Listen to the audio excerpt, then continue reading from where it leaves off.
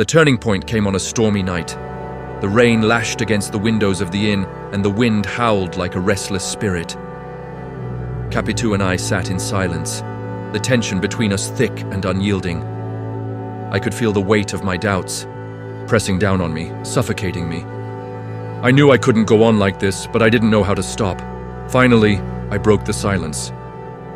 "Capitu," I said, my voice trembling, "I need to know the truth."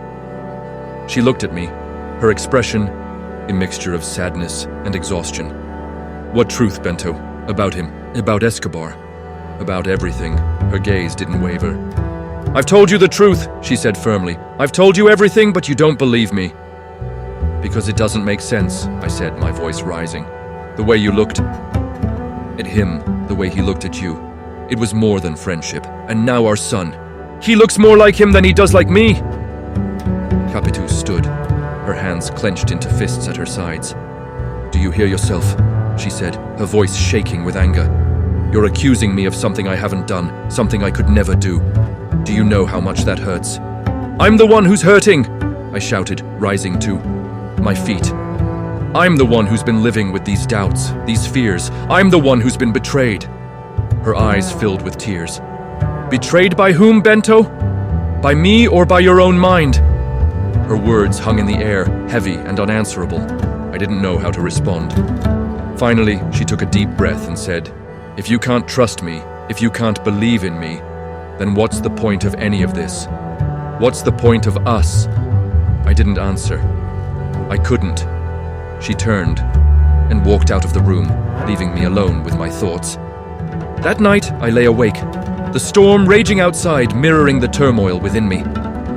Capitu's words echoed in my mind, forcing me to confront the possibility that my doubts were unfounded, that my suspicions were the product of my own insecurities. But the resemblance between my son and Escobar, how could I ignore that? How could I explain it? Desperate for answers, I made a decision. I would confront Escobar directly. The next morning, I left Capitu at the inn and made my way to Escobar's house. The journey was long and arduous, the storm having left the roads muddy and treacherous. But I didn't care. I needed to see him, to demand the truth. When I arrived, Escobar greeted me warmly, as if nothing were amiss. His smile only fueled my anger. "Bento," he said, clapping me on the back. "What brings you here?" I didn't waste time on pleasantries. "I need to talk to you," I said, my voice cold and hard. His smile faltered. "Of course," he said. "Let's go inside." Once we were alone, I didn't hold back. "I know about you and Capitu," I said, my voice trembling with rage. "I know about your betrayal." Escobar looked genuinely shocked. "What are you talking about?" he asked. "Don't play innocent," I said. "I've seen the way you look at her, the way she looks at you. And my son, he looks just like you."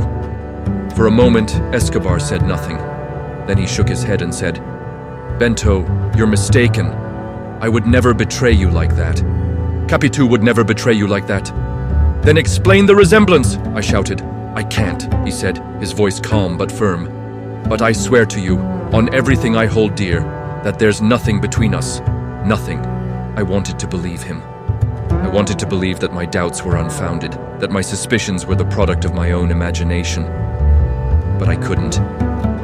I left his house feeling no closer to the truth than I had been before.